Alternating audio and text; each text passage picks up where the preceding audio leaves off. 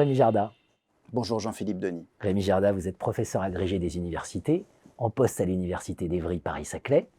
Vous avez coordonné avec Yoann Bazin et Julienne Brabet, Yoann Bazin EM Normandie, Julienne Brabet Université Paris-Est, un dossier spécial de la Revue française de gestion consacré aux nouveaux enjeux de la souveraineté. Enfin, les gestionnaires se saisissent de la souveraineté via la Société française de management pour laquelle vous avez coordonné ce dossier spécial. Une hypothèse qui traverse votre introduction, intitulée « Les avatars de la souveraineté », on parle d'avatars. Imaginons que 90% des institutions académiques demain disparaissent. Qu'est-ce qui se passe?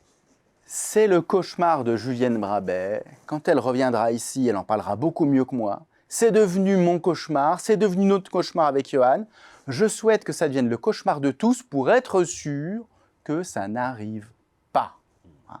Donc là, on va dégrossir le tableau vraiment à très grands traits.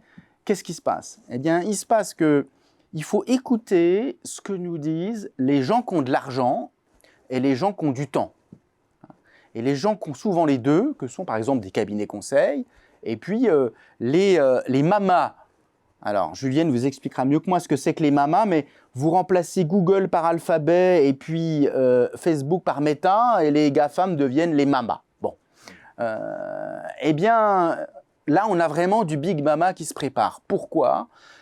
En partie parce qu'il y a une espèce de bulle financière de l'éducation aux États-Unis qui fait que l'enseignement supérieur devient extrêmement cher. Et donc, il y a des gens qui disent « on va se débarrasser de tout ça. Après tout, logique marchande et non pas logique de souveraineté, les gens viennent, ils achètent une compétence, ils la revendent au marché du travail. Pourquoi aurions besoin d'institutions universitaires? Les entreprises veulent des compétences. Découpons tout en petits blocs de compétences, vendons-les à la découpe à des petits étudiants. Cette petite découpe, réassemblons-la en petits blocs qui plaisent aux entreprises pour leurs besoins de l'instant, du moment, du lieu. Vendons tout ça. À quoi ça sert d'avoir des enseignants-chercheurs pour un truc pareil? À rien du tout. En plus, dans certains pays, il coûte très cher. Bon. Donc voilà le cauchemar, voilà comment ça peut se développer. Évidemment, c'est rendu possible par le digital. Vous pouvez voir en ce moment sur Internet une publicité de Meta qui vous propose une immersion dans l'Antiquité gréco-romaine et à travers laquelle on comprend bientôt, on n'aura plus besoin de, vous savez, ce monsieur Bobard qui était mon prof d'histoire dans les émissions de télé des années 80. Au lieu d'avoir des leçons d'histoire casse-pied, on regardera une jolie vidéo et tout va se passer. Ce rêve peut laisser quelque peu froid un certain nombre de personnes. En attendant, il y a tellement d'argent, tellement de ressources, la disproportion est telle par rapport aux enjeux de la souveraineté académique que c'est un peu inquiétant.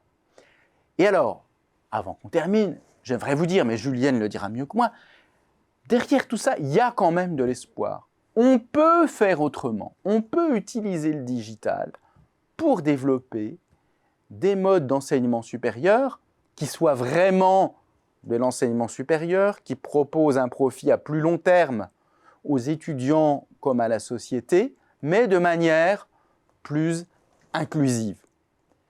Et un modèle beaucoup plus fruste a été développé au Royaume-Uni avant que le thatchérisme n'éradique tout ce qui se faisait de bien au Royaume-Uni. Et donc, là, il y aura des choses. Donc, quand Julienne viendra, elle vous racontera. Suspense. La dissolution de la souveraineté académique dans le pouvoir des géants du numérique. Je vous écoutais, je pensais à ce que j'ai reçu encore aujourd'hui dans ma boîte mail, c'est-à-dire LinkedIn Learning, qui me propose de me former à quelques compétences. Oui, par ailleurs, on a tous en tête des institutions académiques où effectivement la transformation par bloc de compétences est déjà engagée. Merci Rémi Jarda. Un dossier qu'il faut lire absolument. Il faut lire absolument votre introduction. Voilà, les chercheurs en management ont des choses à dire sur la question de la souveraineté. C'est un sujet majeur, c'est logique. Le management, c'est des nouvelles sciences politiques. Merci à vous. Merci.